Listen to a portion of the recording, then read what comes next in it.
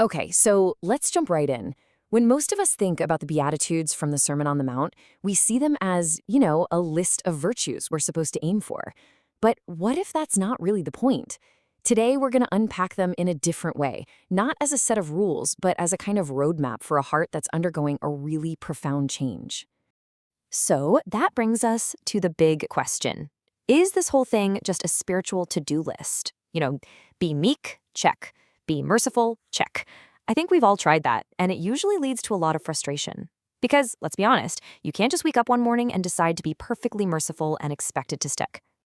Well, here's a totally different way to look at them. The theologian Dr. Bill Mounce calls the Beatitudes a golden chain. The idea is that these virtues aren't just isolated commands. No, they're links in a chain, where each one naturally flows from the one before it. It's a process, a journey that shows what a changed heart looks like. All right, so let's see how this chain actually gets forged. The first link we're going to look at today is mercy. And this is a really interesting one because it's where the Beatitudes start to turn outward, focusing on how our changed heart interacts with other people. But first, we need to make a quick but really crucial distinction. We throw the words mercy and grace around a lot, sometimes like they're the same thing, but they're not. Grace is compassion for people who absolutely don't deserve it. Mercy, on the other hand, is compassion for people who are in distress, who are in genuine need. And here we get this really powerful definition. Mercy isn't just some vague feeling of pity. It's compassion with feet. I love that. It's an attitude that's so deep and so compelling that it just has to lead to action. You don't just feel merciful, you are merciful. And that means you actually go and do something about it. The reformer John Calvin just nailed this idea perfectly. He said, true mercy means getting right into someone else's situation, taking on their troubles as if they were your very own, and really putting yourself out there to help them.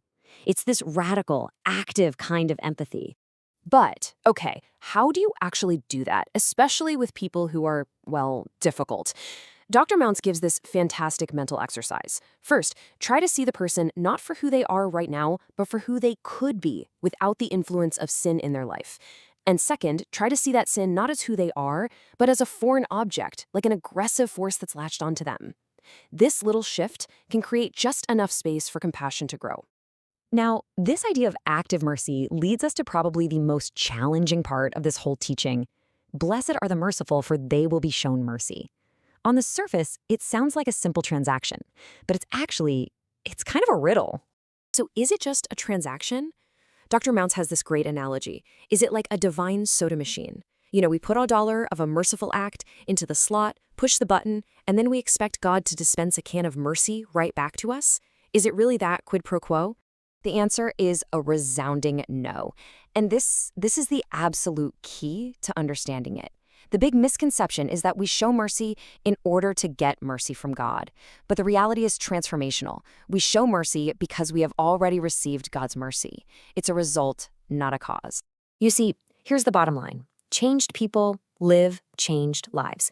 If God's mercy has truly, fundamentally changed you from the inside out, then showing mercy to other people stops being another task on your to-do list. It becomes the supernatural, but also perfectly natural outflow of that new heart. It's the evidence of a change that has already taken place. This whole idea is driven home so powerfully in the parable of the unmerciful servant. The master is just shocked, absolutely shocked, that the servant who had been forgiven this insane, unpayable debt could turn right around and refuse to show a tiny bit of mercy to someone else. The expectation is crystal clear. When you truly experience mercy, it's supposed to make you merciful. And this leads to a pretty terrifying question. We're not talking about a bad day or a momentary failure to be kind. We all have those. But if a person builds a life on steadfastly, consistently refusing to show mercy to others, could it be that they never truly experienced God's mercy to begin with? It really challenges us to look at the fruit our lives are producing. So let's follow that golden chain to the next link. Once you've experienced this kind of mercy, this deep desire starts to grow for a closer connection with God. And that leads right into the next beatitude, purity of heart. So what does pure in heart actually mean? It's all about having an undivided heart. It means a single-minded devotion to God, where your loyalty isn't watered down or mixed up with what the source material calls moral and spiritual filth. It's not about what you do on the outside. It's about your internal state, your core motivation. And this is just a world away from the kind of external, showy religion that Jesus was always criticizing. That kind of legalism is all about appearances, washing cups just so, tithing tiny little spices, making sure you get praise from other people. But purity of heart is about undivided loyalty, about who you really are on the inside. It is the exact opposite of being a hypocrite. And the motivation here is just so powerful. The reason you would even want a pure heart isn't just to check a box on a rulebook. The blessing attached to it is they will see God. Think about that. The clearer and less divided our hearts become, the more clearly we can perceive God working in our lives and in the world around us. It's a relational goal, not a legal one. So as we start to wrap up our look at this golden chain, we come right back to the central theme. The Beatitudes aren't some impossible test we have to pass. They're the marks, the evidence of a genuine internal change that has already started. The theologian John Stott just sums this up so beautifully. He says you simply cannot claim to have dealt with your own deep need for mercy if you then turn around and remain completely unmerciful toward others. The two things are completely inseparably linked. One is the proof of the other. And that really leaves us with a final thought to chew on. So often we approach the Beatitudes asking, okay, what do I have to do to get these blessings? But what if this whole golden chain idea forces us to ask a totally different question? What if the real question isn't, what must I do? But rather, as a result of God's grace in my life, who am I becoming?